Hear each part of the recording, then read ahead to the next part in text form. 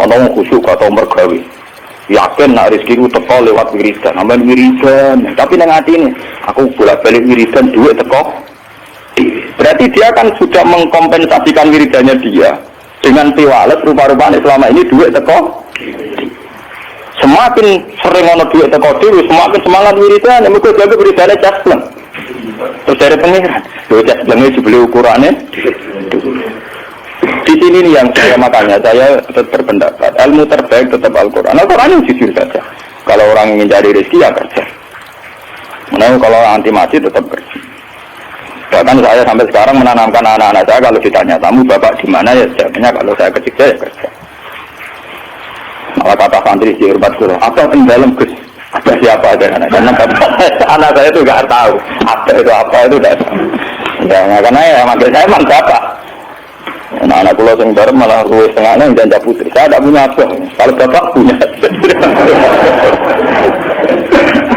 Padahal ada santri kan munia bapak kan gak sopan. Jadi tak kau yang apa tentu gila. Anakku gila gak paham. Saya tidak punya apa. Apa.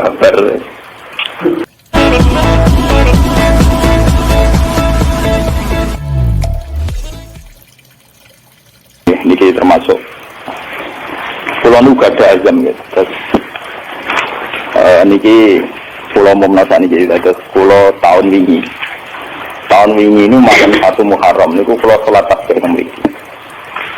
Karena 1 Muharram nanti itu pas tanggal 26 November ya. Itu kalau nggak salah Sabtu. Itu pulau teng Pasuruan, terus pulau wingi 3 bulan yang lalu ini wonten rombongan di samping Pasuruan dulu santrinya bapak, ya wongnya umur-umurnya bapak sekitar umur 60-50. Itu karena dulu dibina bapak ngaji Quran, terus karena saya warisnya, mereka minta saya 1 Muharram mulai buka ngaji tentang Quran. Mereka minta misalnya 1 tahun sekali tidak apa-apa. Bahkan nanti nak kalau sibuk, aku umur pisan lah pokoknya nanti. Ini kalau turuti, ya sih gue tak turuti. Kalau umur pisan, nanti. Tapi nanti kalau mengke kalau tetap sholat tasbih terus mangke jenengan jamaah nggih biasa kebiasaane. Terus nanti yang buat negara wajib teng dalem mengke kalau sholat tasbih teng mriki kula pimpin. Kula kepengin hubungane kula mbek jenengan hubungan sujud teng Allah Subhanahu wa taala. Memang hubungan sujud itu dimulai lewat ilmu, lewat napa? Kayak saya ngaji tafsir. Karena ilmu saya yang paling original saat ngaji tafsir. Apapun hebatnya kados hikam, hayatus sahabat atau kitab-kitab yang saya baca sore, itu kehebatan yang terbatas, sehingga mudah kita pahami. Jadi kadang orang-orang itu salah paham. Orang ketika ngaji hikam, ngaji hayatus sahabat, pokoknya kayak ngaji saya sore ini, itu memang orang lebih mudah paham. Karena ilmunya manusia itu terbatas, sehingga orang itu mudah puas. Tapi sebetulnya yang hakikat ilmu itu ya di Quran itu. Meskipun kadang kita tidak paham, tidak mengerti, tapi itu hakikatul ilmi. Semua ilmu ya ada di Nabi. Saya ini pernah khatam hikam, pernah khatam ihya. Beberapa kitab tasawuf pernah saya baca. Itu memang enak dan saya lebih merasa nyaman. Tapi sebetulnya ada hal-hal yang hilang dalam kondisi sosial nyata. Misalnya begini, Rukin Marat itu tidak apa-apa. Itu tegir. Orang roh kota, orang roh rumah sakit, gak roh nomor telepon rumah sakit itu tidak apa-apa. Itu tegir wong khusyuk, wong melarat itu orang rohan. Kayak tidak ada apa-apa. Ini normal-normal saja. Tapi sifat khusyuk ini akan hilang saat ibunya sakit atau istrinya sakit. Ngeteroni rumah sakit ora di duit. Dia tulung koncone ora dipercaya, tekan alamat rumah sakit ora roh telepone. Ya, nanti status khusyuk jadi haram. Wong ora darani khusyuk tapi nopo? Paham nopo? Makanya santri-santri yang ngaji kula tak provokasi. Jadi status khusyuk itu bisa hilang dalam kasus sosial yang makanya saya ini jadi kiai, saya ini mulai dulu terkenal wong alim. Kenapa saya harus kerja di Jogja? Kula niku sadar. Saya misalnya khusyuk, mungkin wong legus kok ngalim ngajine istiqomah. Itu ya begitu. Dalam kondisi normal mungkin saya dipuji demikian. Tapi misalnya anak saya sakit parah atau ibu saya sakit parah. Atau rumah sakit duit, mobil gak duit, alamat gak duit, relasi. Nanti status saya ini bukan orang alim yang istiqomah. Wong wong apa? Wong nulung ibu ora kodak, nulung anake ora kok. Di sini ini terus terjadi kesalahan dalam kitab-kitab tasawuf yang benar. Makanya saya mohon yang senang saya, ngaji saya paling inti tetap di Quran. Meskipun Quran itu ada kadang ada pornografi, cara Gusturian ada pornografi, itu hal yang nyata. Orang tasawuf itu malu membicarakan pornografi. Tapi kalau Quran biasa saja. Jadi misalnya di Quran itu ada ayat nisaukum harsul lakum fa'tu harsakum an-nasib. Bujum itu tanduran. Kowe nak carane jima, carane ngumpuli nganggo cara paling liar tak karepmu terserah. Itu ya nyata. Karena Allah iso ngilani. Wong lanang tak soleh-soleh tetap duwe nafsu dan jalan menghilangkan nafsu itu libidonya dia harus ditumpahkan. Dan itu yang halal adalah nopo bu. Artinya itu tetap harus dibicarakan. Piye wae sing iso ngekang zina adalah bu. Tetap dibicarakan. Daripada kowe wiridan sawangane ning pangeran. Jebule ambek nahar nafsu, paham ya? Terus akhirnya bukan nahan nafsu puncak wiridan Gusti nang mati nang swarga kula tak nang ngeloni bidadari dari pangeran. Lho kangen aku jebule. Kangen apa? Dari kurang ngajar. Artinya ternyata di balik kekhususan dia ada pornografi yang tertulis. Atau jujur be pangeran dari awal ngeloni bu. Makanya Imam Ghazali mencontohkan ini contoh-contoh gula tu sufia, orang-orang sufi yang ekstrim. Sama masalah uang juga gitu. Orang khusyuk atau mergawi, yakin nak rezekiku teko lewat wiridan, aman wiridan. Tapi nang hati ini, aku bolak-balik wiridan duit teko. Berarti dia kan sudah mengkompensasikan wiridannya dia dengan tiwalet rupa-rupanya selama ini duit teko. Semakin sering ono duit teko dhewe, semakin semangat wiridan, mergo jaga wiridannya jaslan. Terus dari pengiran, loh jaslangnya dibeli ukurannya. Di sini nih yang saya makanya saya tetap berpendapat ilmu terbaik tetap Al-Quran. Al-Quran yang jujur saja. Kalau orang ingin cari rezeki ya kerja.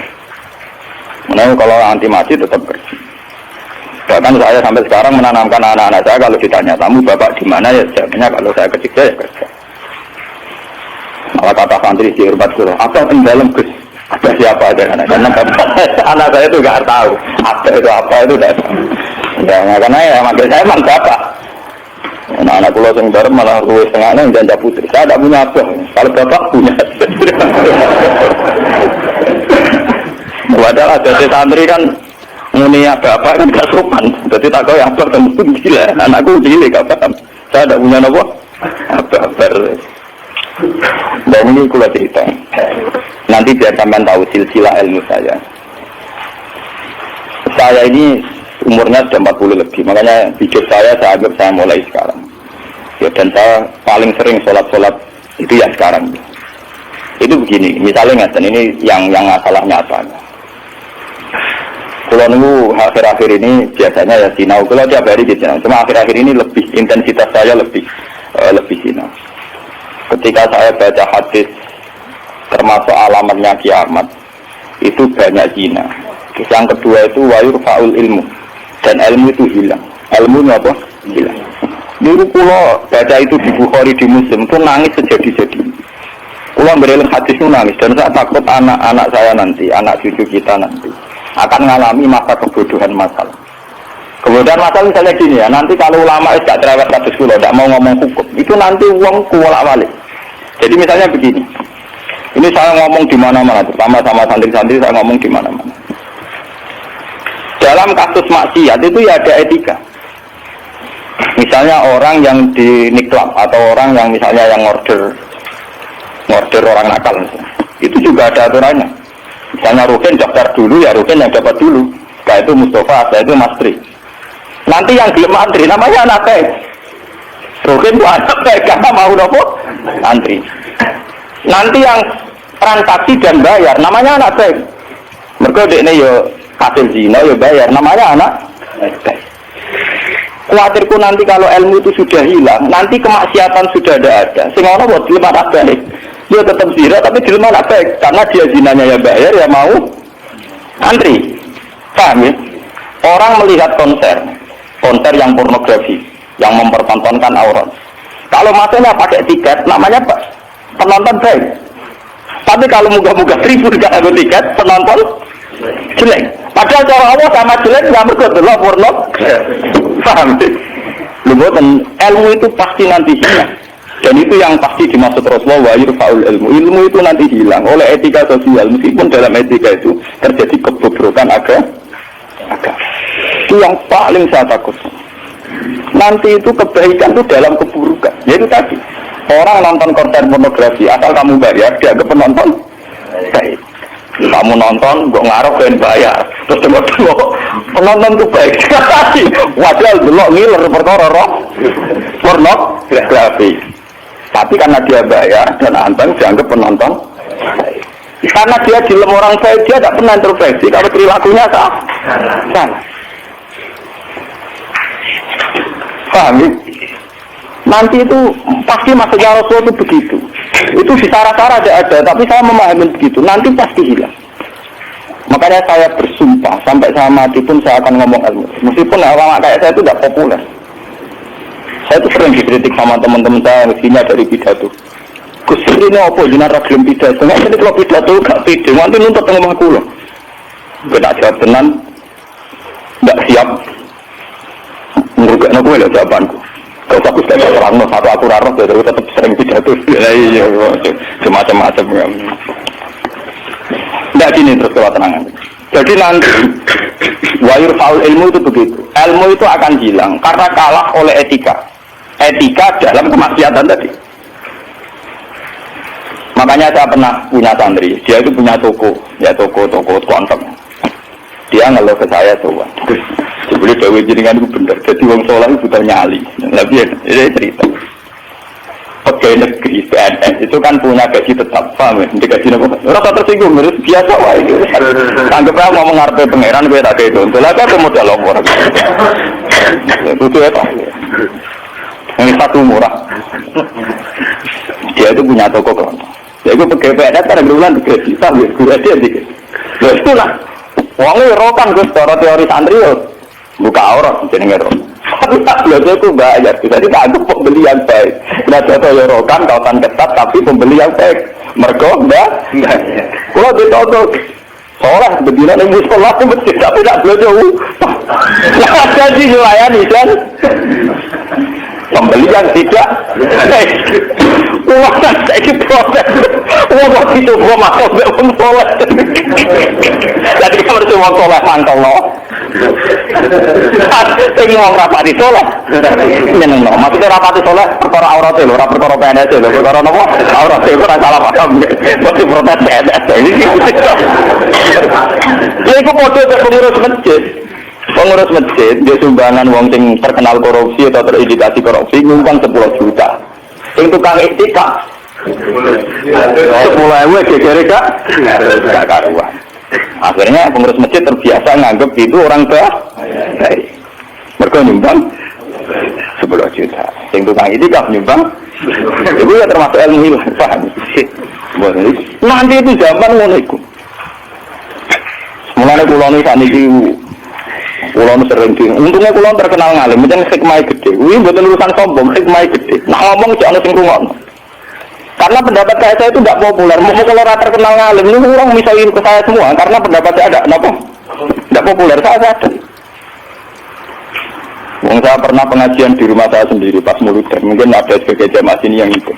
Orang tetangga saya rata-rata di rumah saya. Tapi yang berkulau di acara tak omong. Wah, acara Gus Pak gak rawuh gak enak. Ini Gus Pak nak diundang ya teko. Pokoknya dia nak sing undangan ram bayar itu teko. Tapi nak sing bayar dia teko lawat itu. Tak omong. Wah, aku nak di acara. Nak nganggur ya teko nak ora rapopo.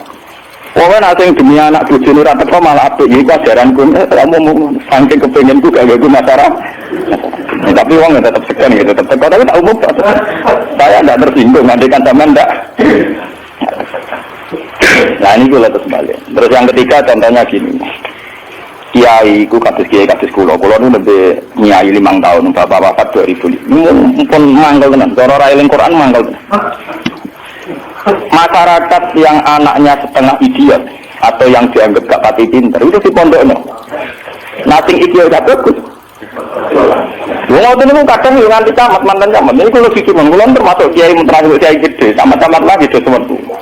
Gus kula niku ndek anak. Problemnya itu dia hiperaktif, ngeten-ngeten. Anak padahal kakaknya di UGM gini-gini. Itu coba yang itu supaya mondok di sini gini-gini. Istirahat. Untung kalau termasuk kiai yang rapati butuh duit, rapati butuh derajat. Memang tak pisau ya, tak mati-mati nak kayak gini. Lalu itu setelah itu tidak kasil mondok di saya karena tak maki-maki itu gang beberapa hari. Uang si ngomong itu uang melarat. Ya orang melarat tidak tamat. Moga orang melarat itu tak bisa ya melarat ada kok. Ya gitu. Anak yang baik karena dapat prestasi di sekolah umum, yang tidak baik di pondok. Wah nyorok Gusti kula saiki. Wingi wong sugih kula tidak bisa ilang iki terus budi. Kan etika keulamaan kan bisa umpara tuh ora oleh. Satu kok oleh. Jadi nak misoi ora oleh, nak goblok napa? Iya, beda kan misoi napa? Jadi ono. Setelah itu yang menyelamatkan hati saya itu satu, yaitu tadi. Kenapa di Al-Quran diulang-ulang innalladzina amanu wa amilus sholihat. Jadi sebetulnya begini, ini yang peringatan ya bagi teman-teman yang mungkin di sini ada PNS, ada orang-orang yang biasa punya selera elit. Cobalah Quran ini dihidup-hidupkan lagi, amanu wa amilus sholihat. Dalam teori Quran pokoknya yang baik itu ngamal soleh. Jadi misalnya saya sebagai orang alim di Pondok Ruhin, dia sudah misalnya idiot, melarat, aneh-aneh. Di Pondok Mastri misalnya, terus melarat, aneh-aneh.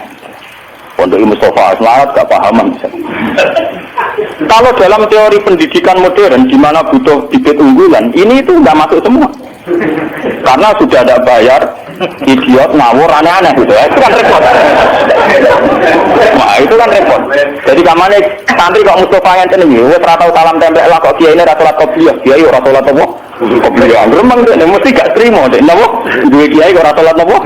Qobliyah. Misale tak turuti salat qobliyah, kok ora badi apa dhewe karepe kiai ku ideal. Ngaku karepe dhewe. Padahal kiai ini kesusu ora badi qobliyah gak pernah mergawe, ngurusi dekne terus kelaparan. Nah ini contoh. Nanti suatu saat ada era, sekarang sudah mulai. Sekolahan yang hebat adalah sekolahan yang luar biasa dengan makna santrinya IQ-nya bagus. Siswanya IQ-nya bagus. Pola sosialnya bagus. Pembayarannya yang nomor penting gini Bu. Pembayarannya apa? Nah terus akhirnya pondok-pondok pesantren kan kedua bayarnya bagus, kotanya tidak bagus, perilakunya tidak bagus. Lupa mau aku kurang disangoni pangeran. Wa amilu sholihat. Ngurumat Ruhin itu amilu sholihat. Ngurumat Mustafa ya amilu. Wah kurang urut. Serah berjuang. Tapi karena saya punya semangat sarane Quran yang penting aku ambilus, ya sudah. Allah menitipkan ngamal saya lewat ngurumat Mastri, lewat ngurumat Ruhin. Ya sudah selesai. Masalahnya terus nopo. Nah kalau suun sing ngaji kula, semangat kenapa Quran ngulang-ulang wa amila sholihan, diulang-ulang wa amil sholihat. Penting dalam hidup itu amilus. Kalau pernah ini cerita nyata. Saya pernah lihat TV sama ulama-ulama yang kayak saya, tipikalnya ya kayak saya, orangnya alim terus ya ikhlas. Cocok-cocokan kan. Jadi kiai lah ya tahu grup. Saya yang alimnya tak boleh, ya alim tenan. Ya putrane ki gede. Waktu kiai ini kan buka kartu. Tenan mata bui kita nyata. Ini ngaji wong tua-tua. Dene aku kan wong enjoy Islam. Tahu tak kok. Ini kan dulu SPC, nopo menteri, nopo sing teng TV. Wong kok mulyane ngono. Buka lawang ora tau ndelok menteri. Terus kok mulyane kok ngono. Wis ngono darani pahlawan. Misalnya ngurumusno ekonomi, ana pertumbuhan napa? Jadi harus tahu iri ta ora. Niki ora ono perlu Gus, kula takok jadi. Waktu lama ya itu kan. Lah aku wong kula ya wong alim gak mati sungkan nang padha napa? Ngalim ya takok. Jenengan nggak bisa tak kok salah jenengan nggak bisa tak kok jenengan cerita awak jenengan ini ini kok tak jawab ini cerita kalau karena memang kulo itu wis ikhlas istiqomah mulang masyarakat ratono dihormati kulo wis digaji gajine presiden ya dhuwur gajine menteri ya dhuwur gajine bupati nang ngamal darane ngamal iki ini padahal tugase ngamal tenan nak kita kedur ora ono sing tapi ora ono iki lama buka dhewe tak mlebu rusak ya dadakno bupati rusak wis dadakno panduk terus iki Pak kene mobil rusak itu cerita dari protes gak ana kenyataan iki napa terus targetnya cerita masa ini jenazah jenazah di mantap Karena latar belakang saya kan kayak Quran, saya itu tidak pernah punya perasaan seburu dia. Artinya saya lebih terbiasa ikhlas. Saya tahu nerang non, aku muni ikhlas kan lebih baik dibanding dia kan jurah etis loh. Lalu tadi kita tanya bener sama mangkel itu di kiai bener. Mana kira satu di kiai urut, nara bate buat kiai wes motin lah. Akhirnya kalau itu, saya itu ya ada orang sempurna. Cuma kalau sakit berarti awak pulau biasa nih tak. Sudah gitu kalau kulon mulai alit ke orang mukmin itu pengiran kulon itu Allah Subhanahu Wa Taala gimana itu?